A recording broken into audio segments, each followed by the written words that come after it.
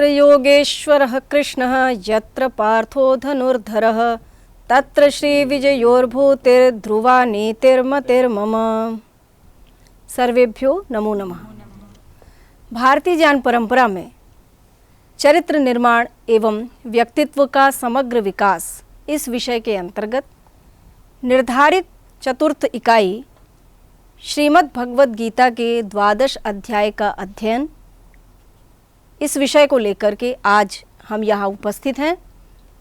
आज हम श्रीमद् भगवद गीता का जो 12 अध्याय है, 12वां अध्याय है, उसका क्रमशः अध्ययन करेंगे। प्रियेश, ये बताइए श्रीमद् भगवद गीता के 12 अध्याय का क्या नाम है? जी आचार्य जी, भक्ति योग। बहुत अच्छा। सुधांशु जी, आप बताइए कि इसमें कितने श्लोक हैं? जी आचार्य जी, 20 श्लोक हैं।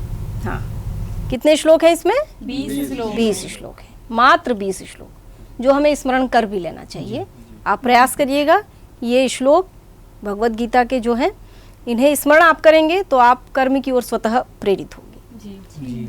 श्रीमद् भगवद गीता में सकाम कर्म, निष्काम कर्म की बात की गई है, प्रवृत्ति मार्ग और निवृत्ति मार्ग की बात की गई है, ध्यान और साधना की बात की गई है, योगः कर्मसु कौशलम की बात की गई है, समत्वम योग मुच्यते की बात की गई है, स्थित प्रज्ञता की बात की गई है।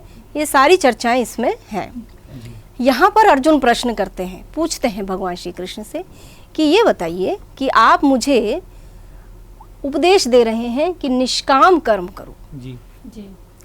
तो जब मुझे निष्काम कर्म करके आध्यात्मिकता की ओर बढ़ना है तो मुझे पुनः फिर आप इस कर्म योनि में क्यों ढकेल रहे हैं? अर्थात मुझे कर्म की तरफ मत प्रेरित करिए, इस भयावह कर्म की ओर क्यों प्रेरित कर रहे हैं कि युद्ध करो, अधर्म का विनाश करो।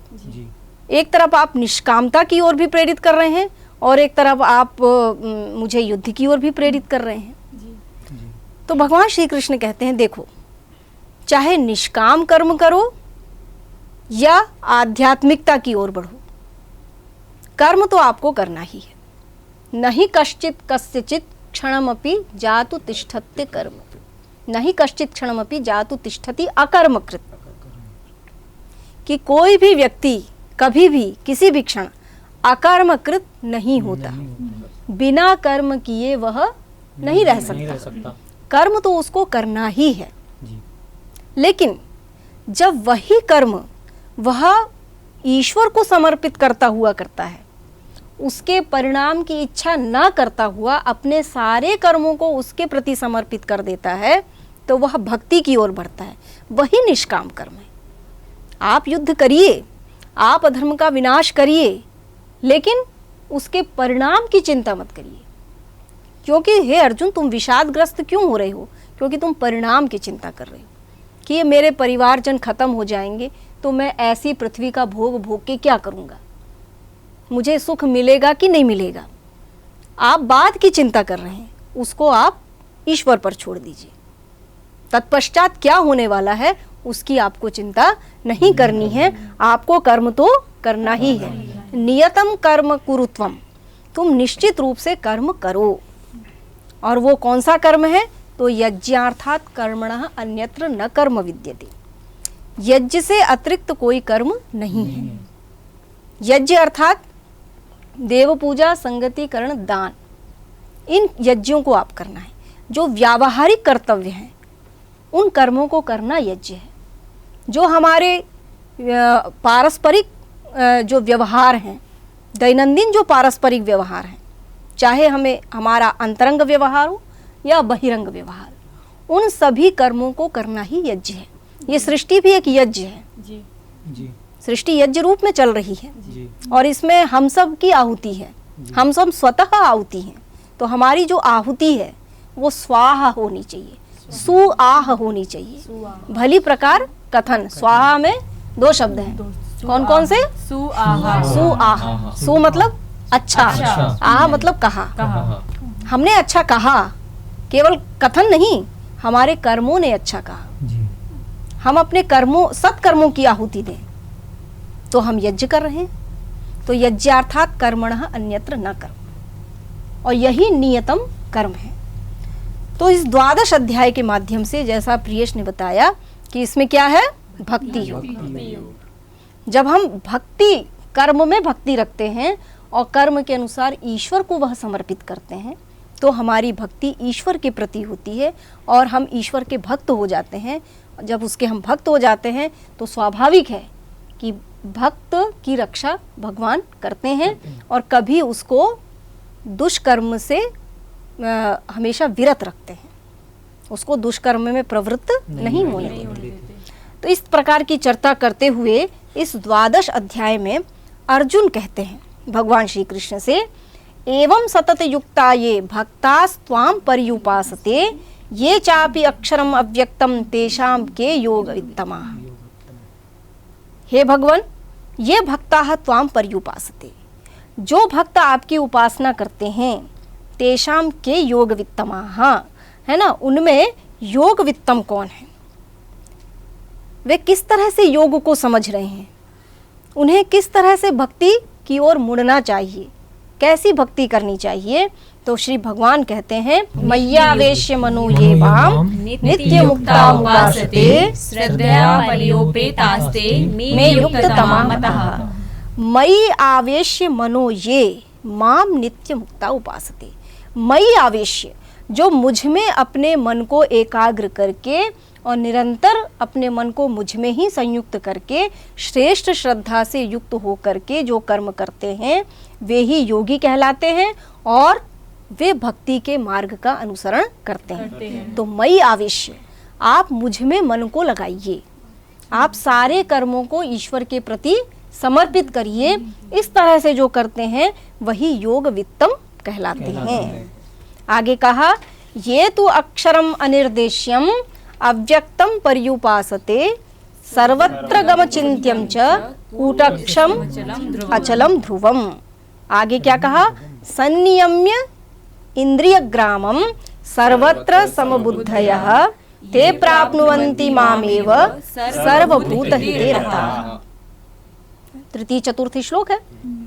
जो पुरुष इंद्रियों के समुदायों को भली प्रकार संयत करके अर्थात अपनी इंद्रियों को वश में करके अव्यक्तम पर्युपासते, वह जो अव्यक्त है, अक्षर है, जो व्यक्त नहीं है, स्पष्ट नहीं है, उसकी उपासना करते हैं, उसका चिंतन करते हैं, ऐसे सर्वभूत हिते रताः, जो सभी प्राणियों के हित में लगे हुए लोग हैं, वे योगी कहलाते हैं।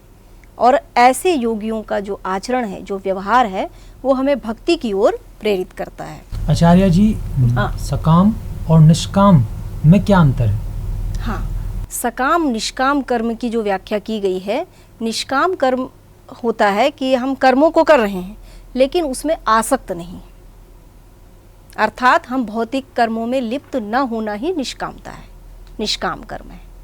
और सकाम कामना सहित हमारी कामनाएं हैं और हम उन कामों के अनुसार उस भौतिकता में लिप्त भी हैं, हमारी श्रद्धा राजसी तामसी है और उन कर्मों में हम संलिप्त होते हुए उन्हीं को कर्मों को ही हम सब कुछ समझ ले रहे हैं, उससे ऊपर नहीं उठ पा रहे हैं, वही सकाम कर्म है।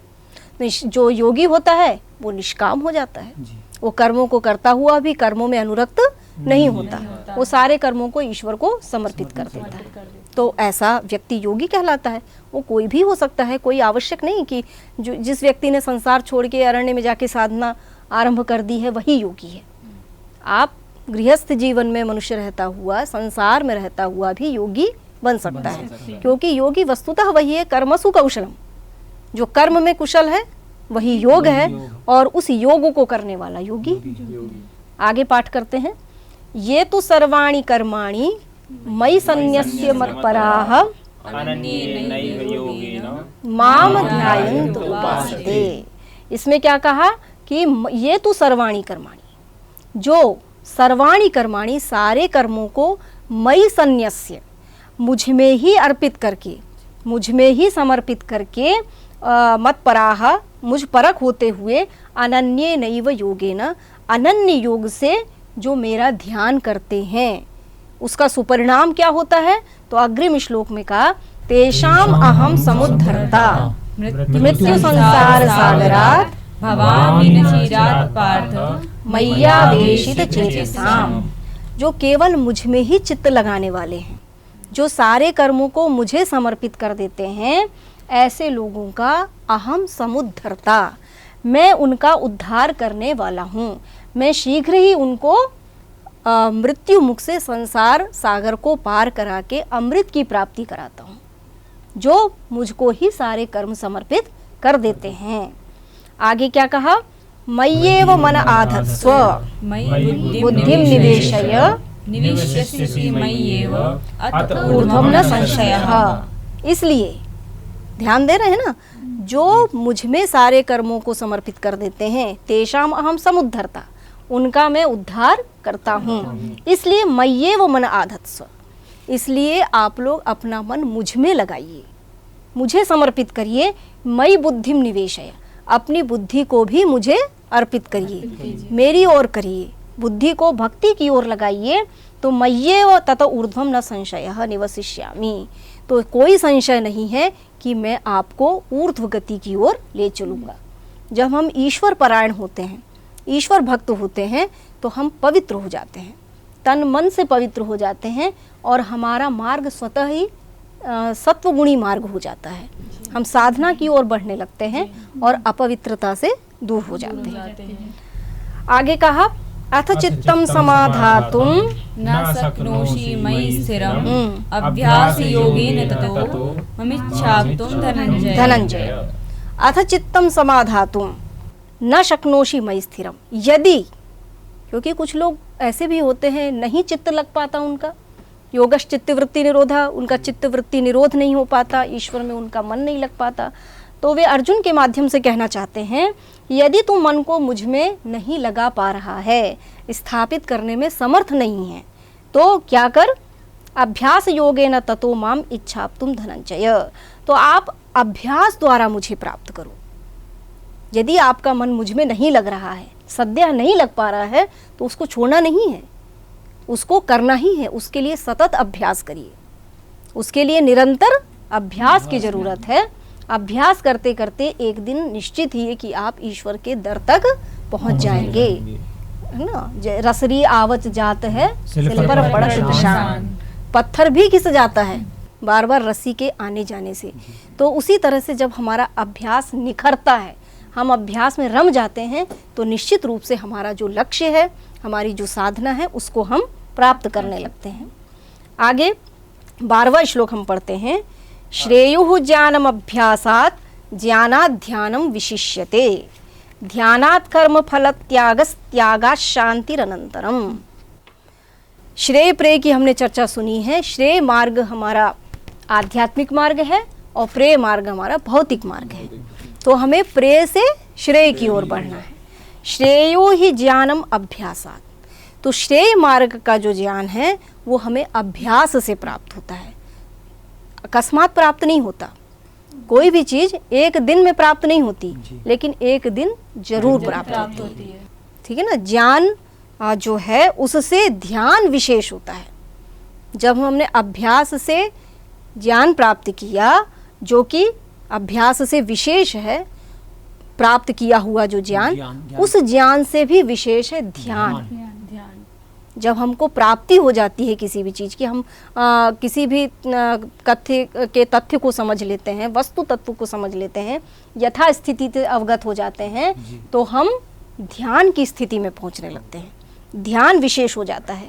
और ध्यानात् कर्म फल त्याग, जब हम ध्यान की ओर बढ़ने लगते हैं, हमारा चित्त एकाग्र हो जाता है, तो कर्म फल त्याग स्वतः हो जाता है।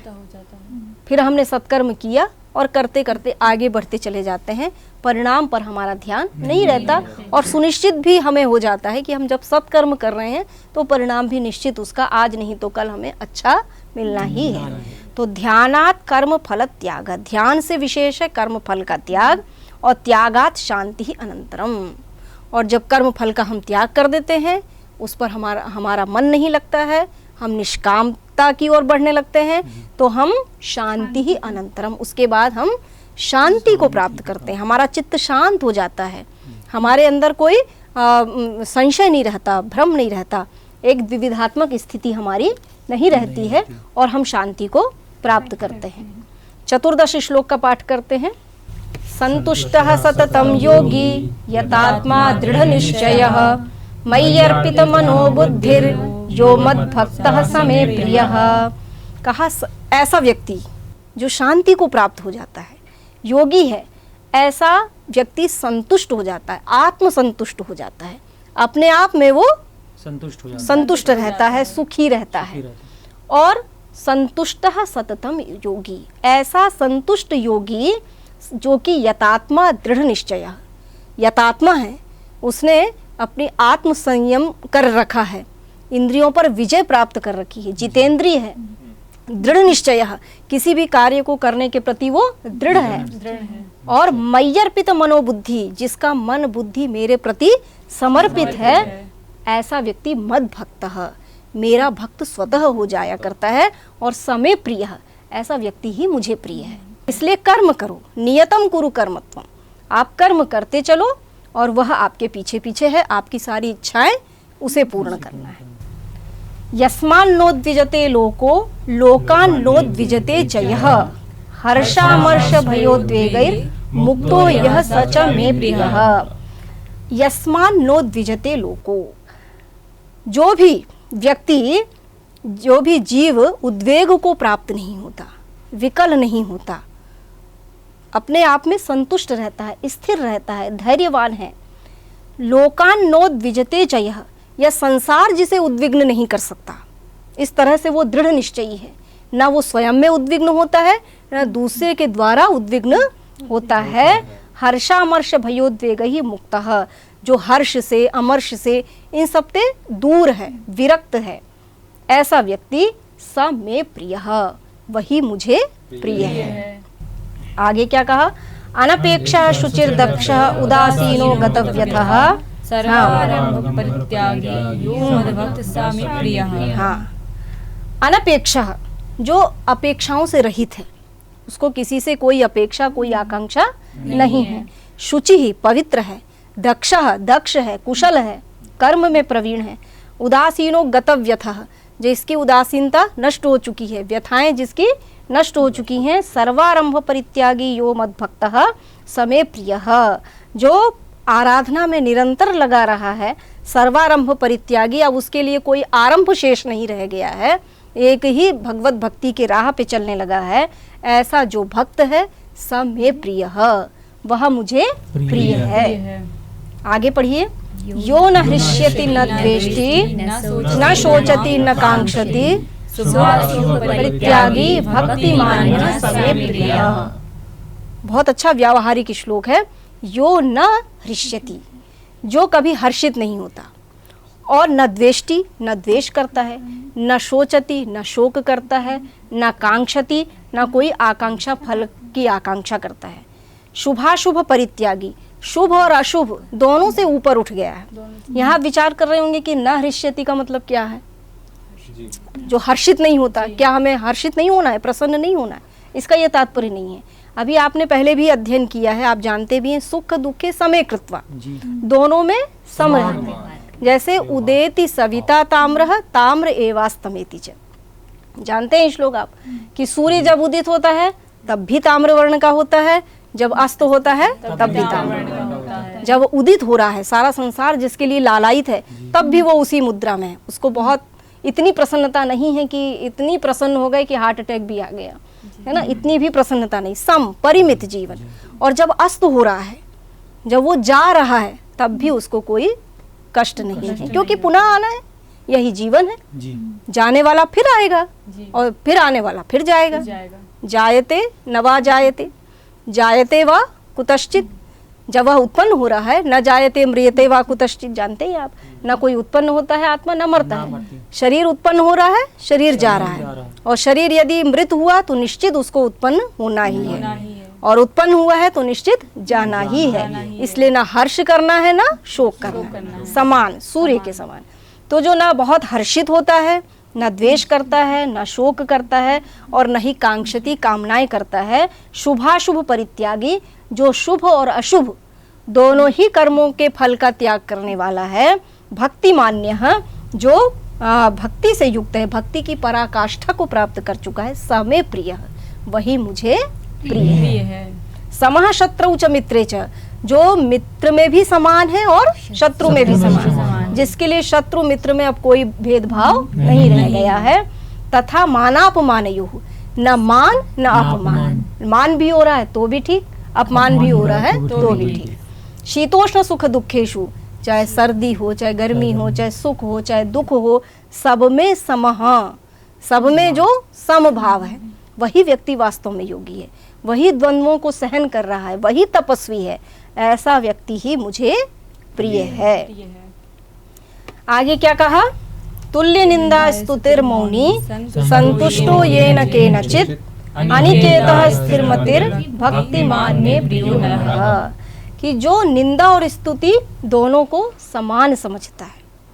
निंदा में अत्यंत दुखी ना हो जाना, किसी ने निंदा की तो उसके प्रति ही अनवरत विचार कर रहे हैं, क्यों किया, कैसे किया, तो इस तरह से क्या होता है, हम तनावग्रस्त हो जाते हैं और हमने छोड़ दिया। उसकी इच्छा उसने की, दुर्जन अपनी दुर्जनता नहीं छोड़ रहा तो सज्जन अपनी सज्जनता क्यों छोड़े?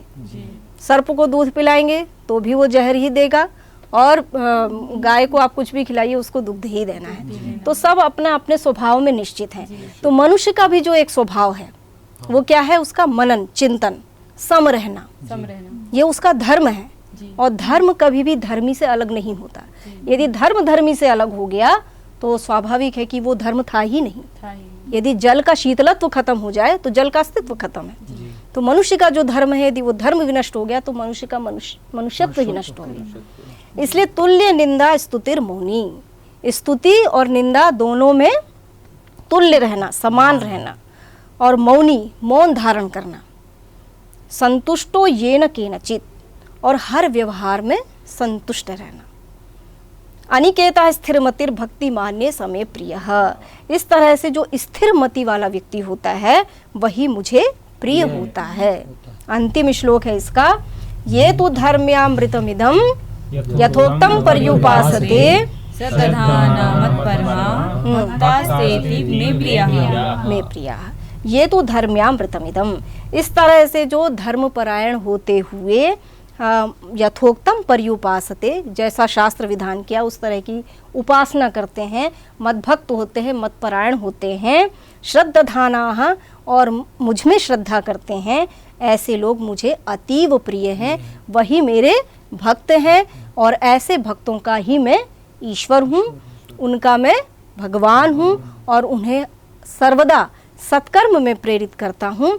यह इस अध्याय में भगवान श्री कृष्ण ईश्वर, स्वयं को ईश्वर के रूप में सामने रखते हुए एक ऐसे अर्जुन को उपदेश दे रहे हैं जो एक विषादग्रस्त है और समरांगण में खड़ा हुआ विचार कर रहा है कि मुझे क्या करना है, क्या नहीं करना है। ऐसे समय विचार कर रहा है वो कि उसको तत्काल कर्म में प्रवृत्त हो, और कैसे कर्म में प्रवृत्त होना है उसके सामने दोनों ओर सेना खड़ी हुई है। उस समय भगवान श्री कृष्ण उसको समझा रहे हैं। तो ये प्रासंगिक आज क्यों है? क्योंकि हमारे पास भी इस तरह के शारीरिक जो द्वेष इत्यादि, कलह इत्यादि जो हमारे शत्रु हैं, उनसे हम घिरे हुए हैं, और उनसे घिरे हुए होते हुए भी हमें किसका परित्याग करना है, किस ओर ध्यान देना है, और उनमें समभाव रखते हुए किस तरह का मार्ग हमें चुनना है, ये भगवान श्री कृष्ण हमें गीता में उपदेश देते हैं कि सब कुछ हम तत्परायण होकर के, भगवत परायण होकर के जब कार्य करें तो हम निर्मुक्त भाव से काम करते हैं, निष्काम भाव से कर्म करते हैं, और भगवत भक्ति की ओर स्वतः बढ़ने लगते हैं। इस प्रकार आज हमने भारतीय ज्ञान परंपरा में चरित्र निर्माण एवं व्यक्तित्व का समग्र विकास, इस विषय के अंतर्गत श्रीमद् भगवद गीता के 12 अध्याय का अध्ययन किया। आगे हम पुनः वर्तमान काल में भगवद गीता की क्या प्रासंगिकता है, इस पर विचार करेंगे। इसके साथ ही आज हम यहाँ विराम लेते हैं। सर्वेभ्यो नमो नमः।